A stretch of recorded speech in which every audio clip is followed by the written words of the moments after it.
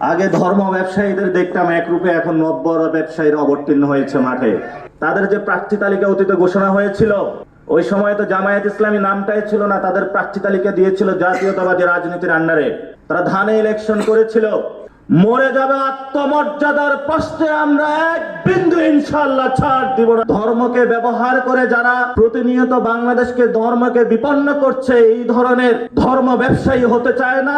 Nationalist force বলে যারা আন্ডারে কভারে ইন্ডিয়ার সাথে আতাত করে আওয়ামী লীগের সাথে আতাত করছে, আমরা এই ধরনের ন্যাশনালিস্ট ফোর্স হতে চাই না। আর একটা নতুন দলের এখন পাখনা গজাইছে জামায়াত ইসলামী। গণ অভ্যুত্থানে করছে যারা শহীদ ফ্যামিলি তারা, আর গণ অভ্যুত্থানের এখন নতুন চেতনার কথা বলে তারা নতুন ধর্ম ব্যবসা করে জনগণকে বিভ্রান্ত করার চেষ্টা চালাচ্ছে জামায়াত ইসলামী। জামায়াত ইসলামের এইসব বন্ডামি বন্ধ করতে হবে। যদি রাজনীতি করতে চান সোজা পথে আসুন। খুব মিষ্টি মিষ্টি কথা বলে, মিষ্টি কথার আসলে আড়ালে কি আছে সেটা তো আল্লাহ জানে। সুখকর ব্যবস্থায় আমরা তাদেরকে পাইনি। পাকিস্তানও এই ধরনের জামায়াত ইসলামীর একটি পাখা গজাইছিল, একটি আসনে তারা পায়নি। যারা দুর্নীতির মাস্টার মাইন্ড, আপনারা এই ইলেকশনে তাদেরকে লাল কার্ড দেখাবেন।